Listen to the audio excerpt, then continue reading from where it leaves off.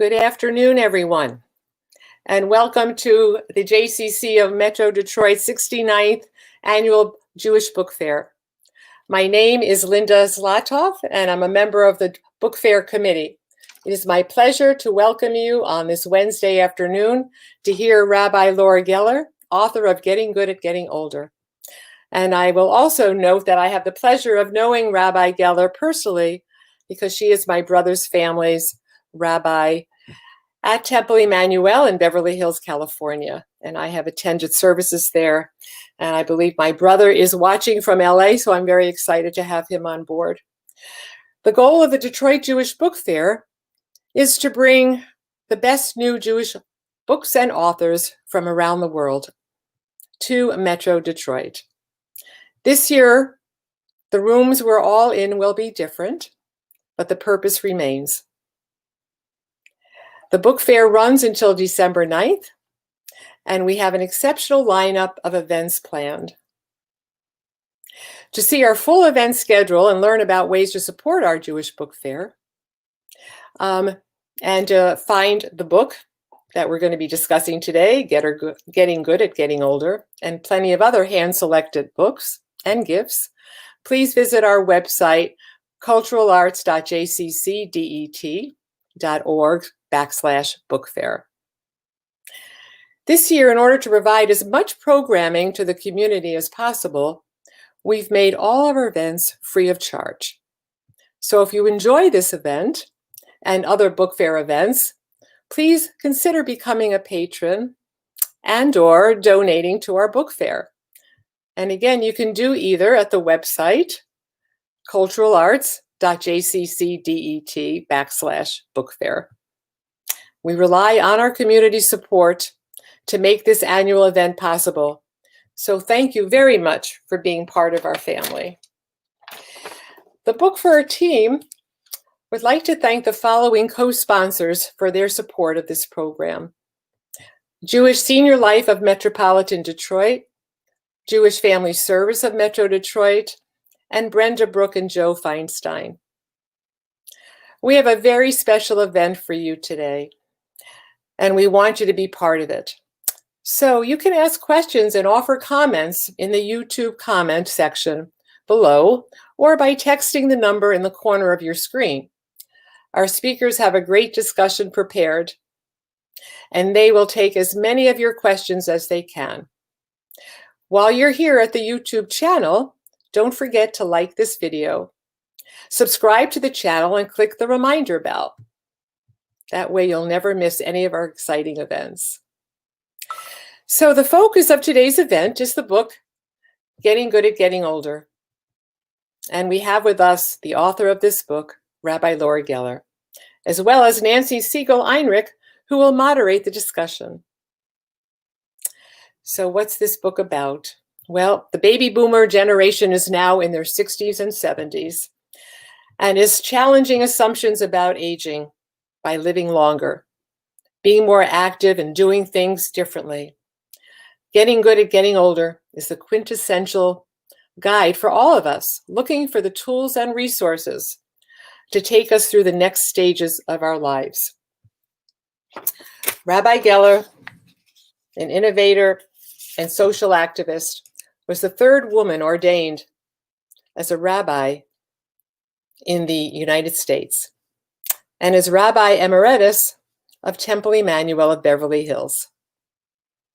Newsweek recently included her in their list of the 50 most influential rabbis in America. Nancy Siegel Heinrich has been CEO of Jewish Senior Life of Metro Detroit for the last 5 years, since 2015, where she combines her passion for older adults with her longtime professional experience as a real estate attorney. So now, please join me in welcoming Rabbi Geller and Nancy Heinrich. Thank you so much, Linda. Rabbi, I'm so delighted and honored to be with you today and be with our community to introduce them to your wonderful book. I thought I'd kick things off by just asking you, what inspired you to write this book? So I'll answer that question in a moment. But first, I would like to also add my thanks to the Detroit Jewish Book Fair for bringing me, to Jewish Family Service and Jewish Senior Life for co-sponsoring, and especially to Brenda Brooke and Joe Feinstein. Brenda and I worked together at Temple Emmanuel some years ago, and it's been a while since we've seen each other. So Brenda and Joe, thank you very much for whatever you did to make today possible.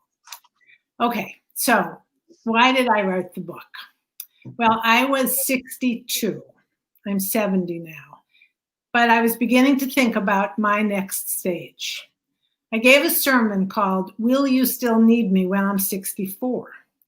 I wasn't really worried about losing my hair or whether somebody would still need me or feed me when I was 64, but I did notice that a huge percentage of our congregants were boomers, and many were leaving the congregation.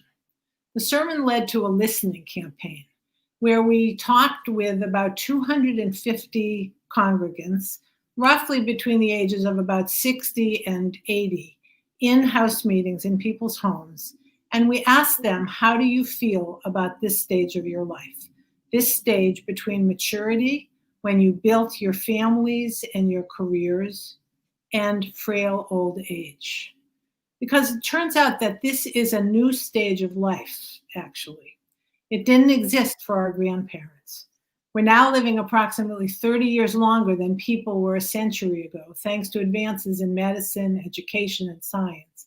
And these years are not tacked on to the end of our life, but in the middle, between midlife and frail old age. A whole stage our grandparents never experienced. In the listening campaign, we said, now that there are more years added to your life, how will you add more life to these years? One of the questions we asked is how they feel about this new stage of life and what they call themselves at this stage. And it turns out it's really hard to name it. Do you call yourself a boomer? Well, technically, a boomer is somebody who's born between 1946 and 1964. So some of those folks were boomers and some of them weren't, either younger or older. Do you like to be called senior? Do you want to be called retired? Retired only works if you, in fact, worked and now are retired. So while I'm talking, I want to ask you to think about that and maybe put in the chat your preferred way you want this stage of your life or you in this stage to be called. So take a minute and do that. How about senior? Some people really like the word senior, but some people really don't. The truth is, however, in the olden days when we could still go to movies, we probably did like those senior discounts. But for some people, it doesn't feel right.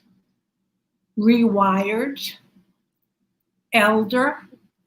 It's interesting about elder. Most religious traditions, including Judaism, looks to being an elder as a time to be honored. But many people don't like that word because it sounds too much like elderly. Younger, older, active, older adult. Is this the third chapter? Is this the encore generation? My favorite word is the word perennial, named by Laura Karstensen, a professor of psychology, the director of the Stanford Center of Longevity. She likes the word perennial because it captures with it the sense of still growing, still blossoming, some years not so good, some years better, but still active and engaged. It's very important that we acknowledge that this is not just about us. It really is a new life stage. Our millennial children will someday be between building their careers and raising their families and frail old age. So how we negotiate this stage of our life is actually changing the vision or changing the map of a life. So that is really important. It's not a chronological age, but a life stage. Some of us are healthy and still very active. Others wrestle with physical challenges, with illness, with caregiving.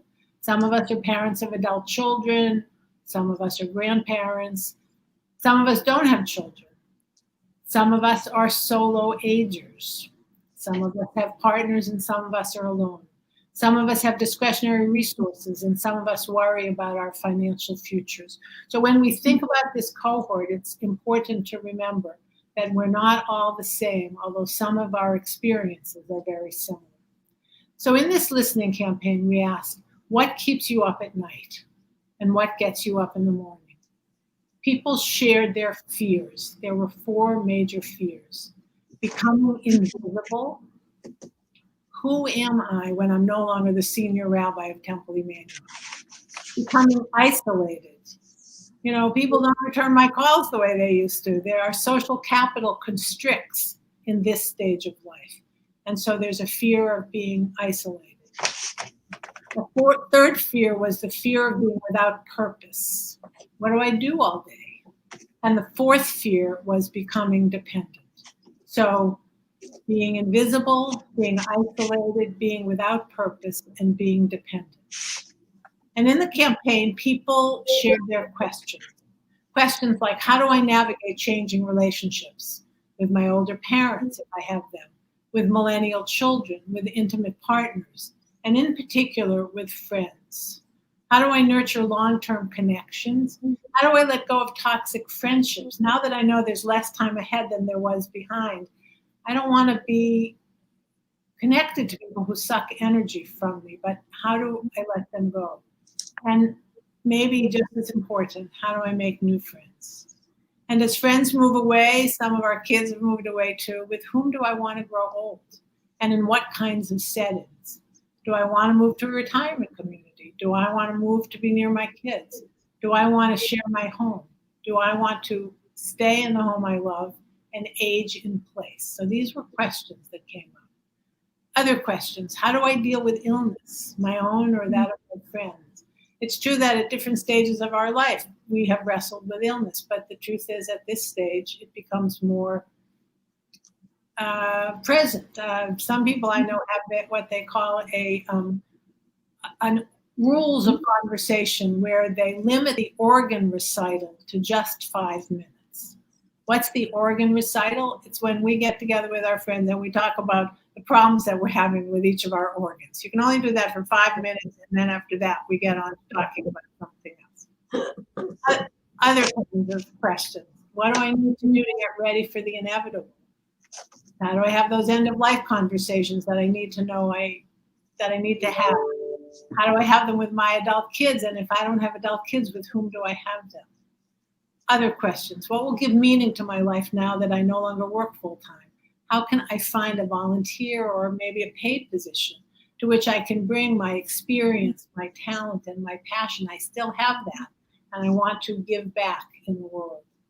Another question that kept coming up, what do I have to do now to become the 85-year-old I someday hope to be? You know, that scene in When Harry Met Sally, when Estelle Reiner said, I want what she's having. Well, some of us have in our life, people, and we want what they're having. What work should I be doing on myself now in order to become that 85-year-old that I someday want to be? And also, how can Jewish wisdom and spiritual practice help me do that, including the creation of new Jewish rituals for this stage of our lives, which I hope we can talk about in a bit. So it was those conversations that illuminated all the issues that turned out to be the table of contents of getting good at getting older. The first section is getting good at gaining wisdom. The second, getting good at getting along. The third, getting good at getting better. The fourth, getting good at getting ready. The fifth, getting good at giving back. And the sixth, getting good at giving away. And then there's one other reason. This book was an obvious project for my late husband, Richard Siegel. He was the co-editor of a book that some of you might recognize called The Jewish Catalog, a do-it-yourself kit. It empowered a generation to take back Judaism from the staid hands of our elders and reshape it for our times. That's what it says in the introduction. The book was published in 1973. Well, that was the 60s and 70s. And now some of us are in our 60s and 70s. Now we're the elders. And we need a new catalog to help us grow older with a sense of humor and curiosity and tools shaped by 4,000 years of Jewish tradition. And that's really what getting good at getting older is. And here's the book. You see that it is very reminiscent of the Jewish catalog. It is a toolkit to help us navigate the changes that are part of our lives as we grow older. And getting good at getting older, just like the Jewish catalog, gives us this with a sense of humor. The book includes irreverent cartoons and some photographs, including my favorite, which is the backside of Maxine Menster's tombstone in Iowa, which is a recipe for cookies. Apparently, every time someone asked her for her cookie recipe, she would say, "Over my dead body." I love that. It's fabulous. So of all the things that you learned and all of the writings and individuals who contributed to this book, what surprised you? Well, what surprised me, a bunch of things surprised me.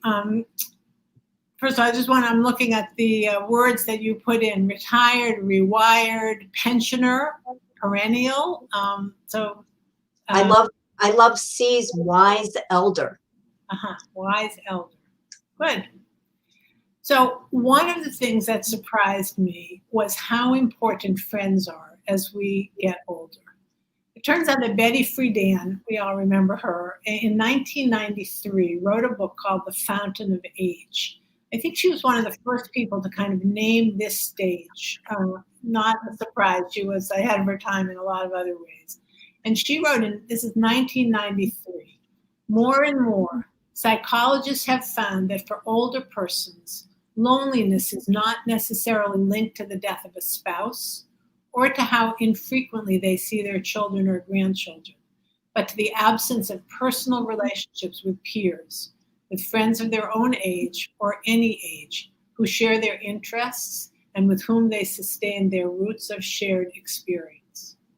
So that came through very clearly.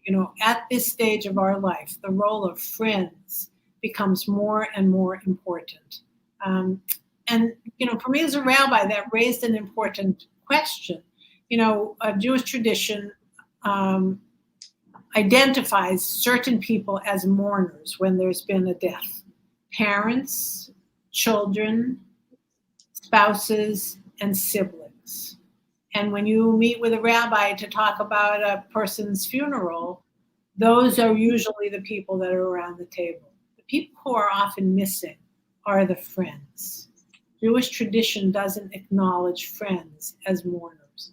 But in my experience, both as a mourner and also as a rabbi, I think that it's very important that we begin to ask our tradition to change, to label the real experience that we have as friends become so important to us, and find ways to mark the loss that we feel as friends, even if we're not technically family members. So that was one thing that was a surprise to me.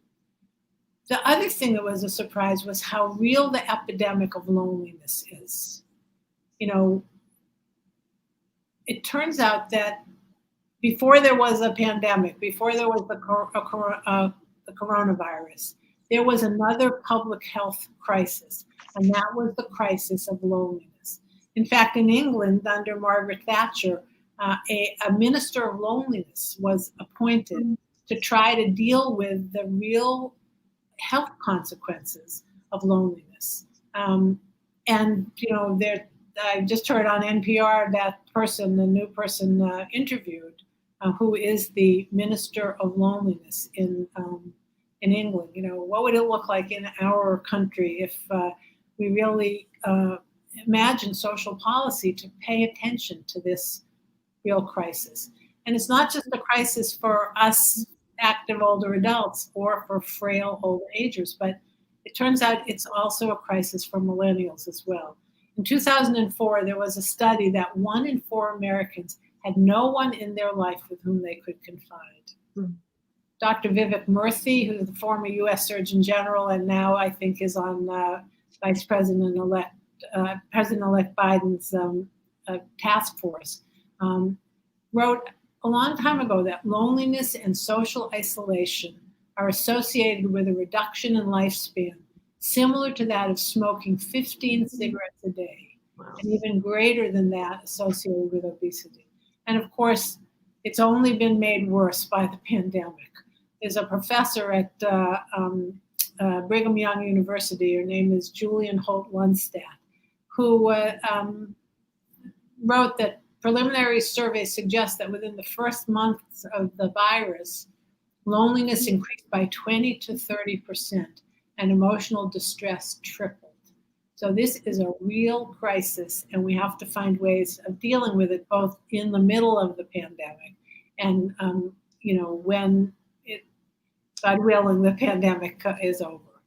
So that was another surprise. A third was how hard it is to ask for help. My congregation, Gary, you're on the call, hi. It turns out that people in our community are very willing to provide help for other people, but not so willing to ask for help. And this gets back to the fear of becoming dependent. I think it's really important that we recognize that nobody is ever independent.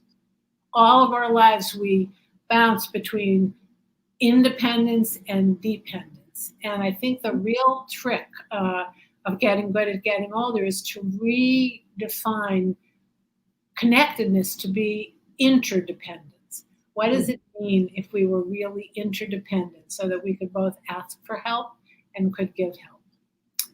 Okay, a couple of other things that were a surprise: how few people have shared their end-of-life wishes with anyone beyond their doctor or lawyer. The majority of the folks in my congregation have end-of-life directives, but an incredibly small percentage of them have actually talked to their adult children or those people that are going to be carrying out their end-of-life wishes. And as a rabbi, I've sat in too many hospital rooms where a beloved or not so beloved mom or dad are no longer able to articulate their wishes, and adult children are fighting with each other about what mom or dad would have wanted. And that leads to all kinds of horribleness in families. Finally, the thing that I learned that now I'm going to give you a spoiler alert: our kids don't want our stuff. And that becomes a huge problem. And that emerged over and over again. What do we do with our stuff? Finally, I think the thing that I really learned is how important it is to have a sense of humor as we approach and enter and live in this stage. I really have to agree with you about loneliness and the work that I do. I'm struggling with this whole notion of aging in place. Aging in your home is wonderful until you lose your spouse or you can't drive anymore, particularly in our community, which doesn't have a lot of public transportation. And yet there's such a stigma against leaving your home and going to perhaps a community like one of the ones that we have, where you can meet people and you can be with people you might have known in your past and have those friendships continue. So I think that this is a really important issue, and the question of with whom do I want to grow old is a really important question for us to be thinking about, and be thinking about before there is a decision to be made. In our listening campaign, we found that the majority of congregants wanted to age in place, and that led us, in my synagogue, Temple Emmanuel of Beverly Hills, to reach out to another synagogue not so far away called Temple Isaiah, both Reformed synagogues. And we created something called Chai Village LA, which is modeled after the national village-to-village movement, where neighborhoods get together and say, okay, we're going to stay in our homes. What are the kinds of changes we need to make in our community in order to make it possible to stay in our homes? There, like 18 years ago in Boston, Beacon Hill created the first village. They drew a big circle around Beacon Hill and they said, okay, we're staying and we're going to pay money for somebody to help us organize ourselves. And they created the first village. That was 18 years ago. Now there are 200 villages around the country. I think there are 200 more in formation. They're all neighborhood-based. And interestingly, none of them are faith-based. Now, I think in some ways a good synagogue is a wonderful place to create a village like this. And so we were able to do that. These two synagogues, 230 individuals or households decided they wanted to join the village. They're members of the congregation. They pay membership to the congregation, and so they pay a very small amount of money to be part of the village. And we do a big circle where there was an overlap between zip codes, and within the village, people take care of each other, and they drive each other to wherever they need to drive, or they do errands for each other. And they have created an incredibly powerful community where people are really present for each other. So that's an example of how thinking about with whom you want to grow old leads to the possibility of imaginative opportunities. And at the same time, thinking about how you want to grow old leads to thinking about how to mark transitions in your life. Let me just read a quick section from the book.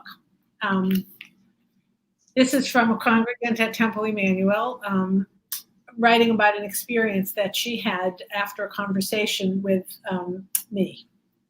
Saying goodbye to the house where you raised your children isn't easy, but it's easier if you actually say goodbye.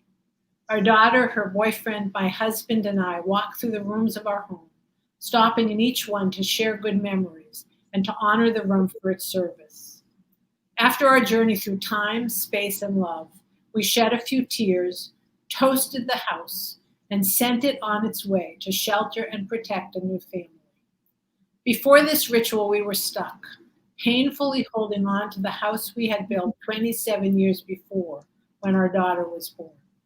But after the ritual, we felt joy and contentment as we realized how rich those years had been and how ready we were to let go and move on. An unforeseen benefit is that our daughter's boyfriend now feels more connected to the life and history of our family and says he can't wait to be part of the new memories we make together in our condo. We can't wait either. So in this case, the family moved from a home to a condominium, but you could imagine if they were moving to, some other kind of setting. But the point is that with intentional planning, conversation, and perhaps also a ritual to help mark what is often a very difficult transition, I think that we can create opportunities that make these kinds of choices easier. I very much enjoyed that ritual that you just read and that I had read in the book. And I wondered, you talked about one of the surprising things is that our kids don't want our stuff. Right. And are there any rituals for letting go of our stuff So that you came up with? Again, that's really important. There is a chapter in the book that deals with getting good at giving away. And it talks about the things we need to think about giving away: money, stories, values, and stuff. And what's helpful about the book, as you and I have spoken about, it really is a toolkit. It doesn't just say, okay, you have to declutter. It actually talks about how to do that. Is ritual one way to do it? Mm-hmm. So, I live in Los Angeles, and I grew up in Boston, was close to my grandparents. And when I moved to Los Angeles, my family sent my grandmother's hutch, a beautiful, antique, whatever. And it's the only thing that I have in my house from that generation. It means a lot to me, but my kids, one lives in Boston, one lives in Portland, and they don't want it. It's not part of it. I realized that it isn't the hutch that matters to me. It's what the hutch evokes to me about memories of my family. And I think that instead of giving them the hutch that they don't want, to take a photograph of it and to tell the story behind the photograph.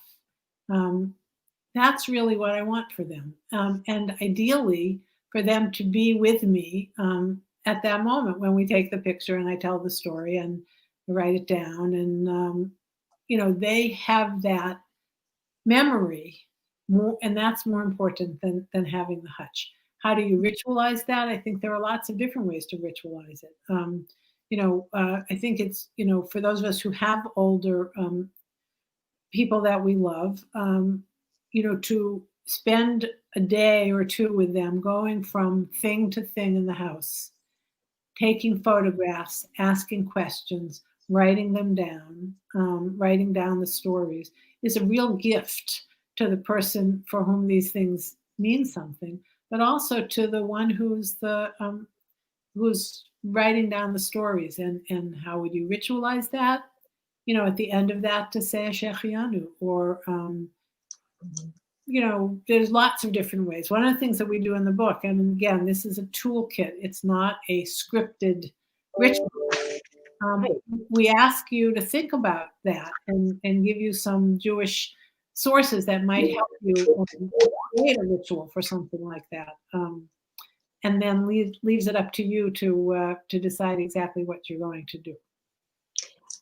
I think that's beautiful. And I think so much of what the book does is help us be planful about those eventualities. We know what they are. We just don't take the time to really think about them. And so as a toolkit, we've talked about some of the tools that you've provided. One of the great things is that at the end of each chapter, there are resources, websites, books, etc. I think that's really a valuable tool.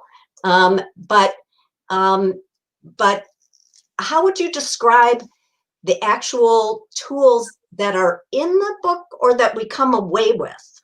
Okay, so this the important thing that I want everyone to know is that while Rich and I wrote the book together, we knew what we knew and we knew what we didn't know. We were able to go to people that we know or that we found to write the chapters that we couldn't write.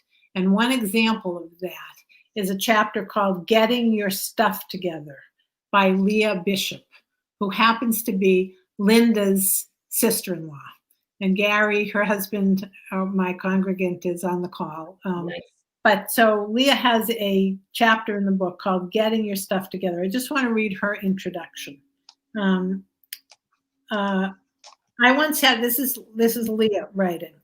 She is a partner at Loeb and Loeb, and one of the best lawyers in Los Angeles for trust and estate.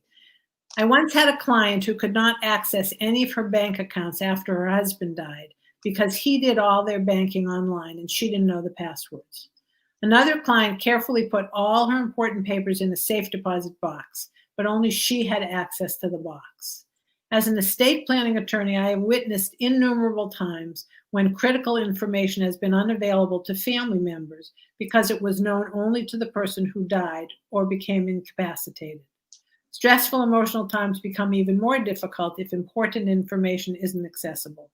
In February 2014, I sat down with my 91-year-old mother to complete a personal affairs organizer I developed to compile vital information so it would be readily available when needed.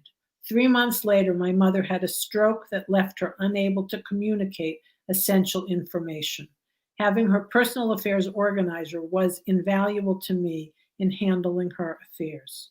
One of the greatest acts of love is to be organized so that our family and friends can grieve without the distraction and stress of trying to find essential information or figure out who's in charge of decisions.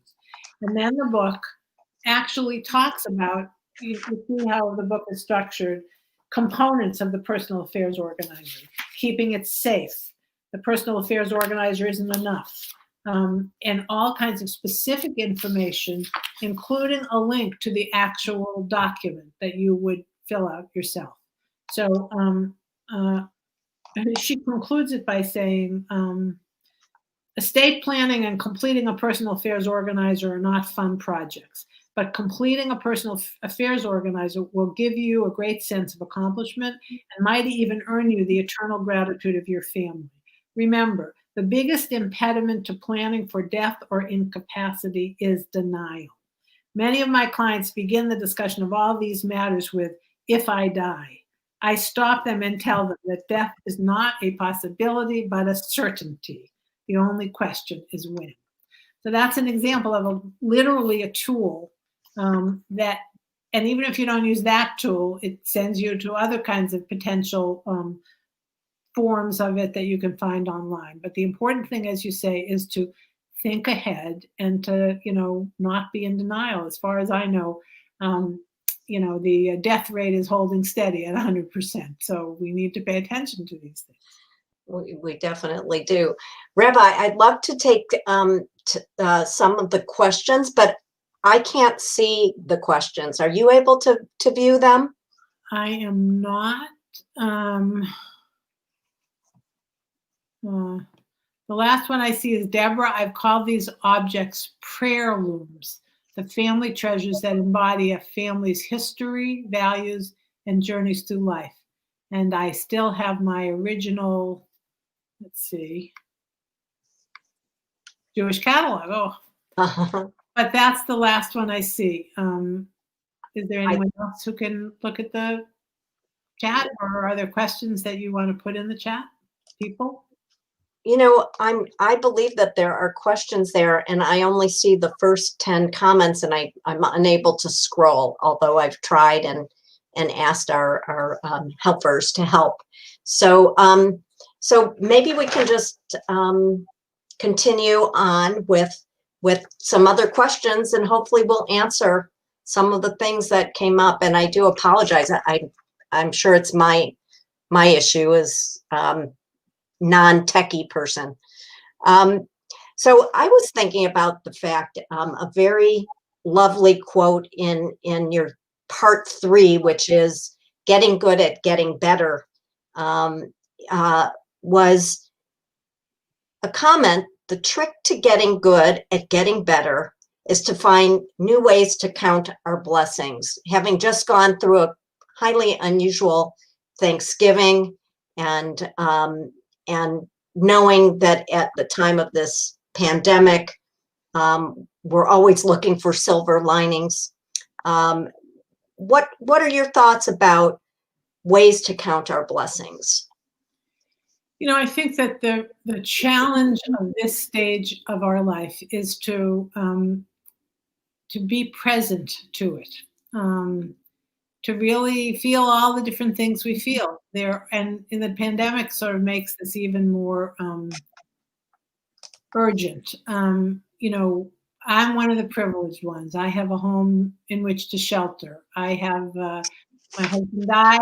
I live alone. I was lonely. I was able to find somebody, a millennial, to move in and be a housemate with me. I have friends, this high village, although we don't see each other face to face, it's a very robust community, lots of opportunity to be connected through Zoom. I know how to work a computer. I mean, I'm one of the lucky one, the privileged one. At the same time, this sucks, it's just really hard. And again, being alone, I think makes it even harder. And to sit with the truth of that, on the one hand, I'm privileged, I have many blessings. On the other hand, I'm really sad a lot. And to acknowledge that and to admit that, I think is important. So counting our blessings is critical, but at the same time, to not be Pollyannish about when things are hard. I mean, people who are in constant pain, getting good at getting older sounds like a fairy tale, to admit that, this is complicated and difficult. At the same time, all of the studies indicate that how your attitudes towards growing older affect in some significant ways the way you grow older. And people who have positive views of growing older tend to live 7 years longer. I think it's 7 years. I'm probably making that number up. and have a better quality of life for a longer period of time. The question of sort of how can Jewish tradition help me? What are the spiritual practices that can help me notice the blessings?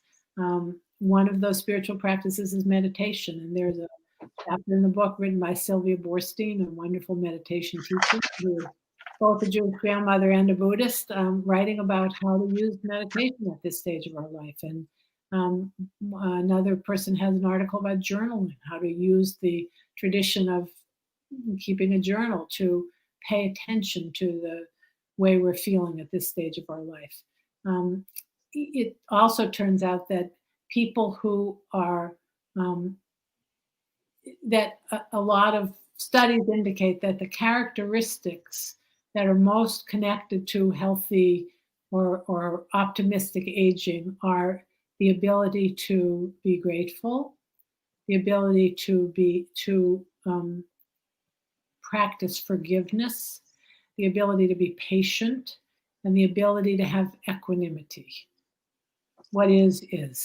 So it's one thing to say that. It's another thing to notice that Jewish tradition actually has a spiritual practice called Musar, which began in the 1800s and has been kind of resurrected here in the United States now, that actually teaches us how to cultivate those characteristics. So I'm 70.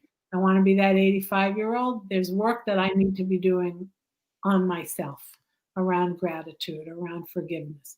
So how do you cultivate gratitude? One way is to wake up in the morning and, if you're so inclined, to say a morning prayer, Moda ani lefanecha.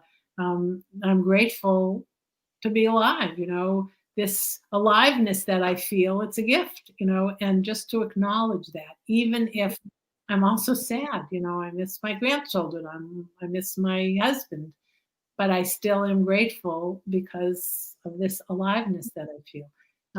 Some people, and we talk about this specifically in the book, of keeping a gratitude journal before you go to sleep at night, writing 1 or 2 or 3 things that you feel grateful for during your day. Some people do that around the Thanksgiving table. Other people actually do that every night before they go to sleep. And it turns out that they sleep better than if they didn't do it. So there are actually spiritual practices. Okay, I see now some of the questions. Cheryl asks, has Rabbi Geller worked with other faith leaders and found that the issues of aging are universal, or does she see specific issues to the Jewish community? I now talk to a lot of people because I'm really curious about this. It turns out that other faith leaders have the same problems that we do in the Jewish community, particularly in terms of the focus being on the future and young people. In the Jewish community, the funding visions of the Jewish future have to do with families with young children and millennials. And obviously they're important to the Jewish future, but I'm important too. I have memory, I have energy, I have aliveness, and I want to give back. How come the Jewish community is not paying attention to me? Other faith community leaders say the same thing. And that's really a tension.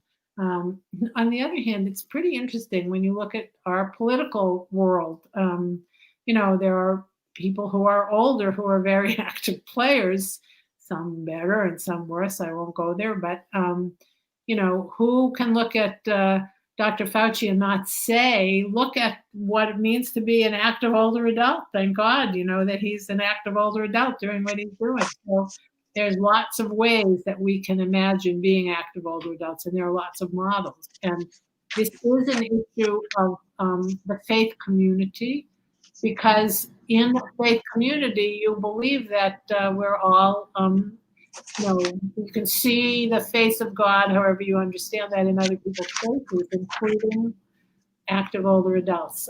So the issues are across the board. The specific issues in the Jewish community have to do with some of the Jewish practices. So when we were first imagining this book, we went to different publishers, and they all said, oh, this is a great idea, but it's too Jewish.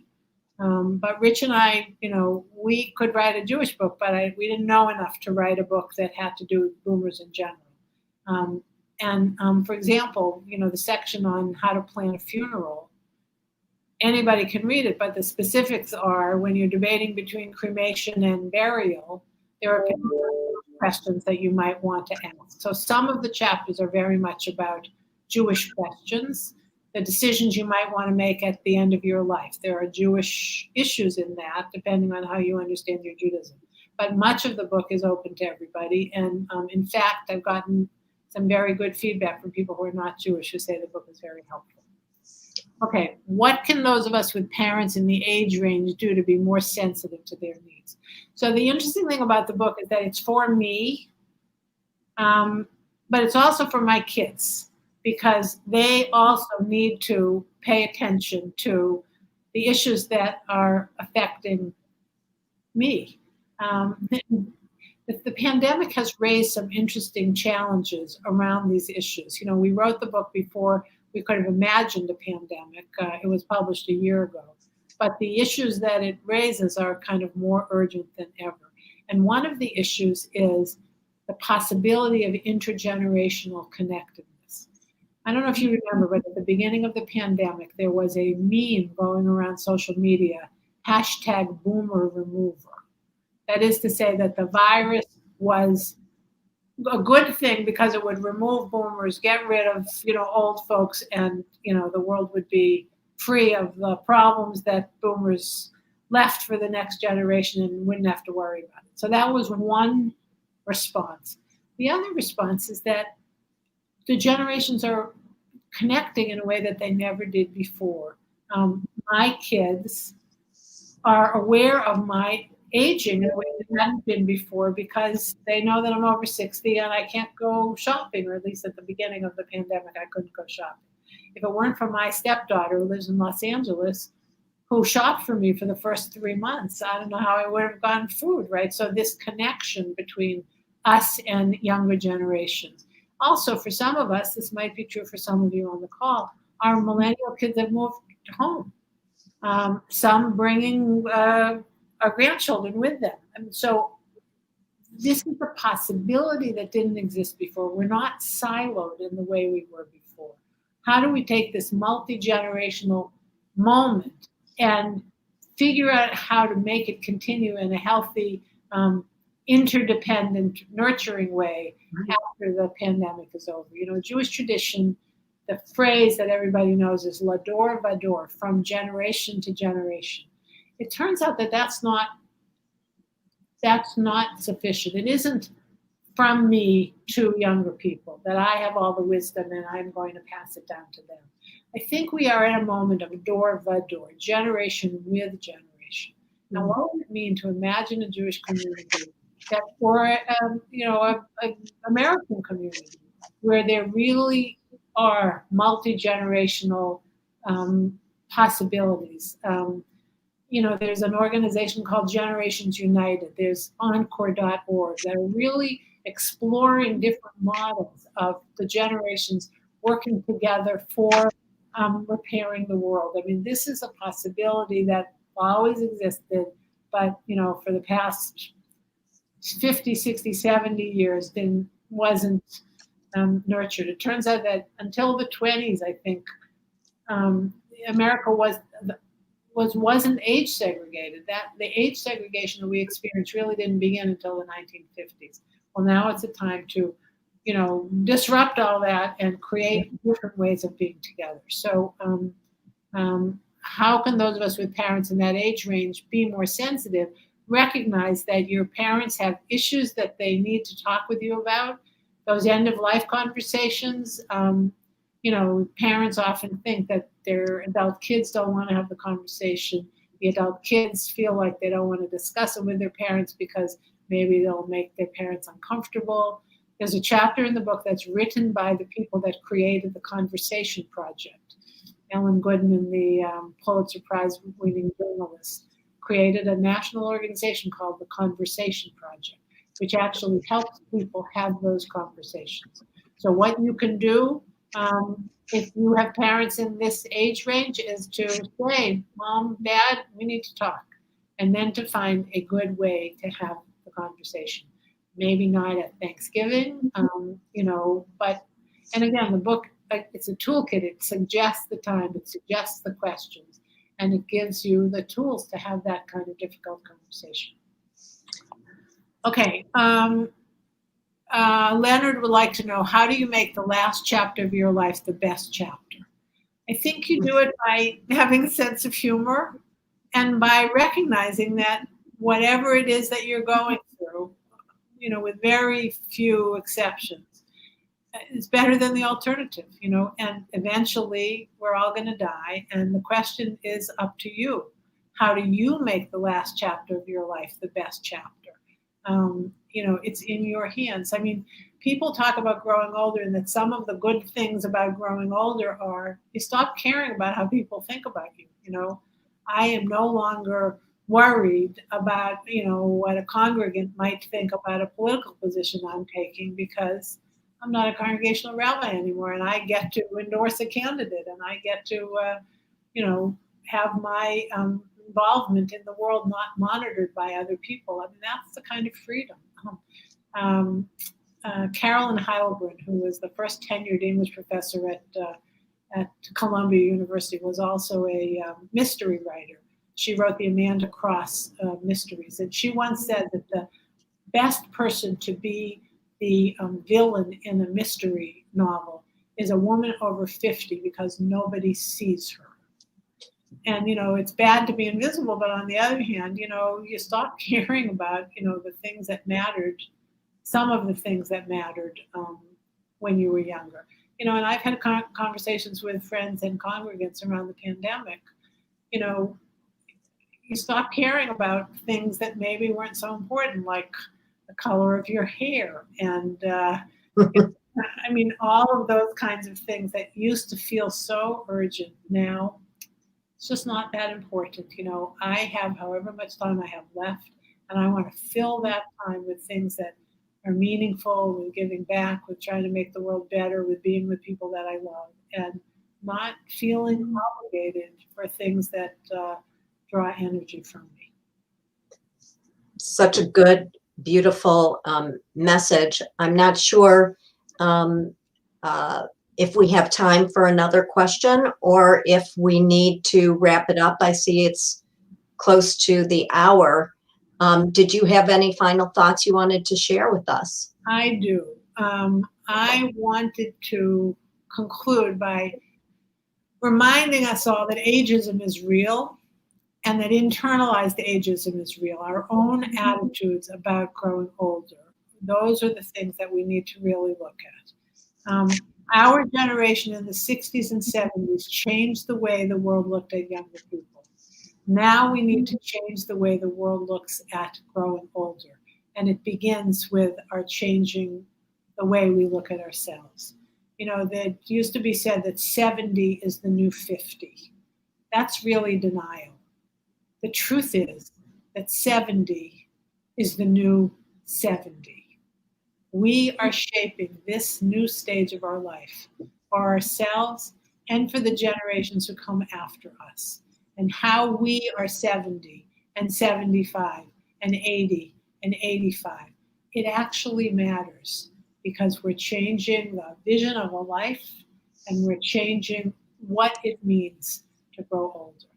So I want to conclude by reminding you all, the story of the Jewish people began a couple of months ago when we came in the book of Genesis to when God calls Avram, who later becomes Abraham, and in my view, Sarai, who later becomes Sarah, and says, Lech lecha, go, really go from your land, your birthplace, your father's house, from everything you know, leave it. And I will make you a great nation. I'll bless you, and I will make your name great, and you will be a blessing. They didn't know where they were going. They trusted, and they responded. It's important for us to remember that Avram and Sarai, at that moment of their lives, were not millennials. They were like us, seasoned adults, still fruitful in the fullness of age, who heard an invitation to explore their next stage. And that certainly led to blessing. So because I'm a rabbi, I can end by blessing all of you. May each one of you hear the invitation at this stage of your life. And may you become that blessing for yourselves, for our whole community, and for the larger world. And also have a warm and bright Hanukkah, and may it bring light to what for so many of us it's such a dark time. Thanks so much for inviting me into your homes and into your community, and I look forward to someday actually being really in Detroit and getting to meet some of you who've been so generous to me. We would love that. It was just a beautiful ending words and a beautiful book, and I highly recommend it. I have all my notes on the side here, and you will too. Well, thank you, Rabbi Geller and Nancy Heinrich. Rabbi, what a wonderful blessing to have you in our community here virtually. I wish that you could really be physically in the room with all of us, but it was just wonderful. And I've definitely taken away some wonderful new visions about growing older from your book, and from today. Your comments were just wonderful. Changing the vision of life. I wrote down some notes. Disrupting age segregation. I experience right now myself the interdependence between myself and my daughter with 3 children, and how we need during this pandemic each other and work together and fulfill each other's needs. It's really so true and so powerful. So thank you so much, both of you, for a most informative discussion. And I hope that you'll join us again. And Linda, I look forward to seeing you when you come out to visit. Absolutely. And your family. As soon as I can travel, I will be there. And I look forward to you coming back to Michigan. And I'd love to host you in my home and introduce you to our rabbis here in our Jewish Reform community and general community. It'd be terrific. With that, I'm going to thank all of those that are off screen out there in Cyberland who have joined us today, and know that these are all recorded and available for you in the future. So if you want to watch again or share with your friends and community, to watch this wonderful presentation today, please invite them to do so. Our next event is tonight at 7 o'clock, when we welcome Joel Stein, who'll discuss his book, In Defense of Elitism: Why I'm Better Than You and You Are Better Than Someone Who Didn't Buy This Book. Remember to like this video, subscribe to our YouTube channel, and visit our website again at culturalarts.jccdet.org/bookfair for all of our schedule and ways to get involved. And I wish everybody a good night, and thank you all for joining us.